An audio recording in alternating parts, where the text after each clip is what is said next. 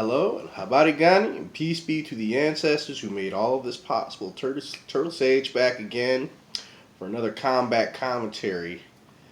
And in this combat commentary, well, we're going to discuss that sometimes traditions need to be broken. You know? And to start off, as the good brother, Professor Black Truth will always tell you, practice doesn't make perfect. Practice makes permanent. So, and I came up with this video idea for two reasons. One, good brother by the name of Will F. Hunter, shout out, gave me the idea of the troubles of traditional martial arts that they're experiencing lately, fighting the MMA guys. You know, we've all seen it. And also, I had a sparring match earlier today with the homie Devin.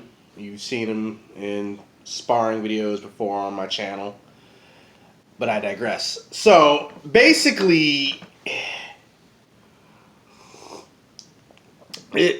how it goes is that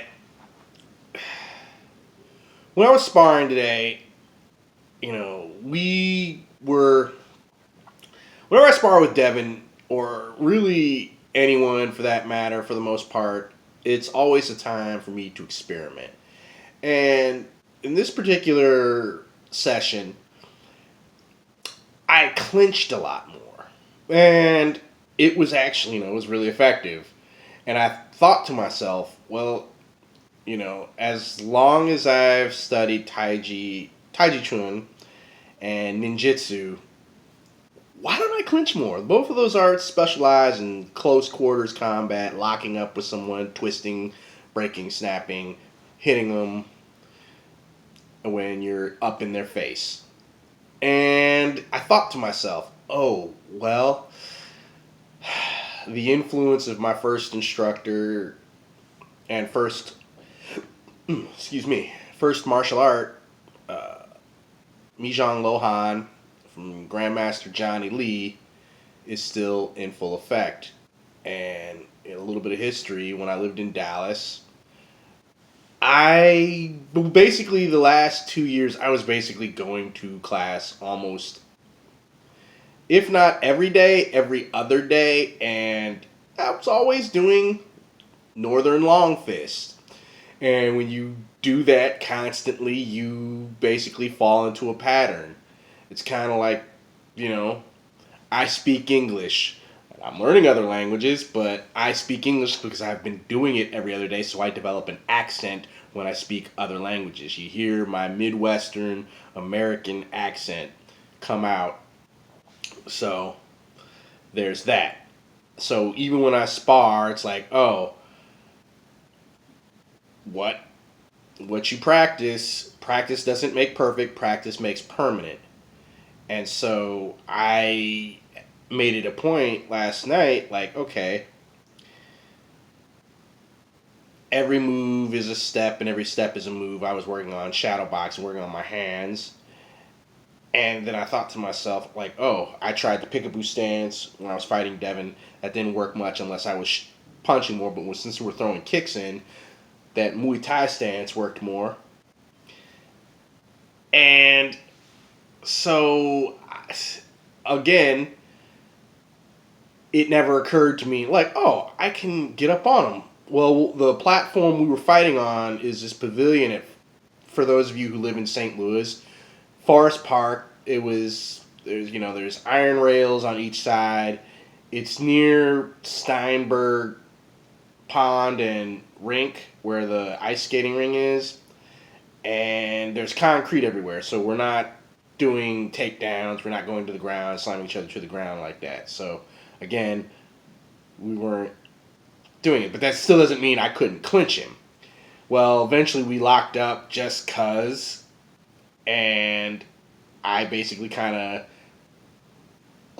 did some stand-up grappling and shoved him into the railing and kind of maneuvered under using, Tai Chi, and kind of shoved up, had my hand in his face and shoving him and then kind of punching them from there using a little bit of inch power. And then I thought to myself, and this happened a few more times where we'd lock up and grapple each other as opposed to just pure kicking and punching. And why is this not happening? Okay, well, one, again, long fist. Two, platform, the environment that we were fighting in.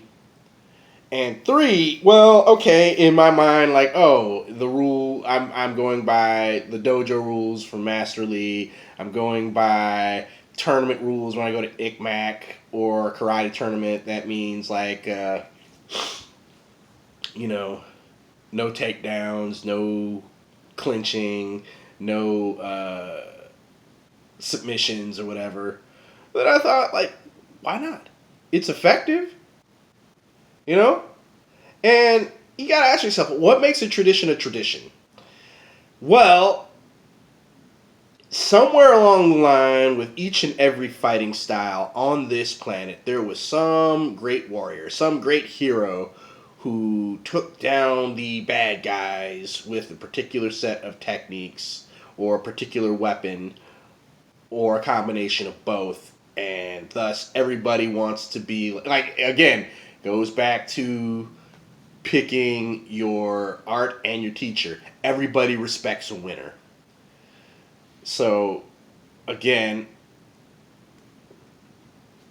the samurai had originally didn't have the 3-foot long, single-edged, slicing, curved sword known we all know as the katana, right? Before they had straight swords and shields, but that katana was quicker, one-hit kill, etc. It was effective for what they were doing. It was effective for their environment. And for about 1,000 years, they ran the yard with that weapon until guns came on the scene. So, what makes a tradition? Somebody was brutally effective to the point that everybody wants to be like them. I want to be like Mike. So everybody, Kobe Bryant plays ball like Jordan. Jordan is the model for the NBA. Bruce Lee is the model for kung fu movies. And in the basically in the fight world, the UFC, MMA is now the model for everything. A combination of Muay Thai and boxing and jiu-jitsu.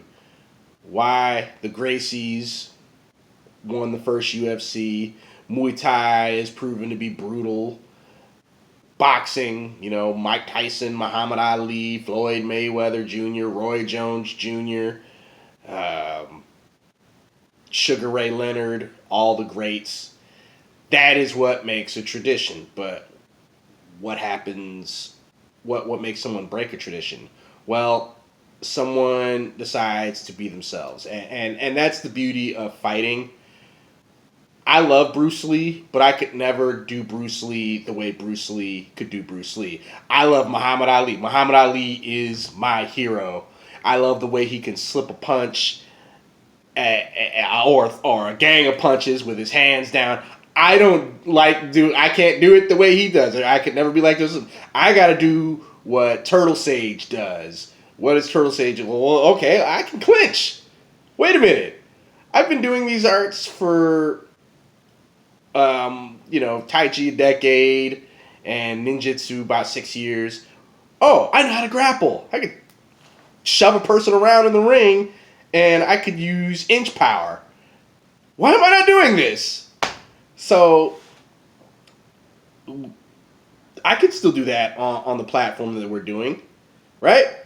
Can't do that at a tournament. So, and this is the thing about traditional martial arts, not saying that they're inherently bad, but in the higher level of things, you get used to doing one thing one way, you're going to become stagnant. This is why, in the grand scheme of things, globalization is a good thing. It teaches you to open your mind to different possibilities, right? If I would have stayed at, not saying that I wouldn't, but I'd be less likely to discover things like what I just did if I was always fighting under those set of rules, only doing Chinese Northern long fist, right? Not good or bad. Good or bad, it just is. So, because of it, I'm more versatile, more well-rounded. And this is why the UFC people win, because they're doing more stuff. You're not just striking. You're using throws. You're taking someone to the ground. You're hitting in the face. You're leg locking. You're checking. You're throwing elbows. All that good stuff. But even then, their rules don't, because they fight under rules. They don't cover the full spectrum of things that you can do in an actual fight. For one, you're not pulling out weapons. That's another thing. And so, because of that, well, eventually stagnation will always set in. And because what we do as fighters is by nature brutal, there's only so much you can do without actually going out onto a battlefield and risking your life. And let's be honest, no one really wants to do that unless they're not playing with a full deck.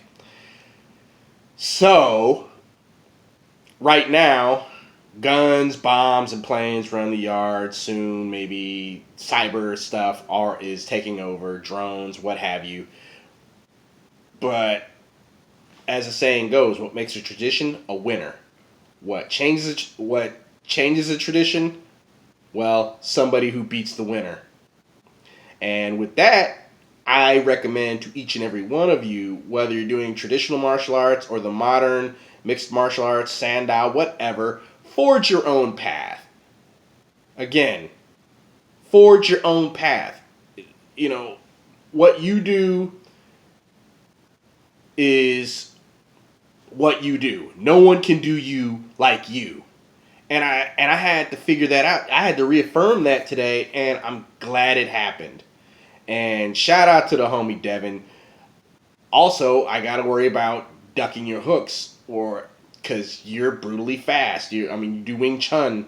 You can blitz me. You blitzed me a couple of times. I gotta, that's again why the clinch came. I had to jam you up to keep you from bam, bam, bam, bam, bam. Right. So, again,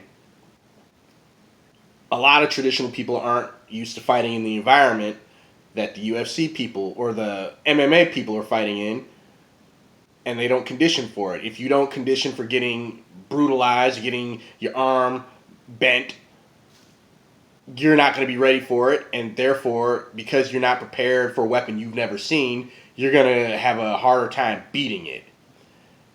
And this is why I say forge your own path. Don't get wrapped up in a tradition. This is the only problem I have with traditional martial arts. You're stuck. You get stagnant, right? So it's not the art itself, but it's the people. As a person, you cannot get stagnant. And so with that, I leave you guys to ponder that. And if you like what you saw, ring that bell icon, hit that red subscribe button. Like, share, and subscribe. Turtle Sage signing out. Peace.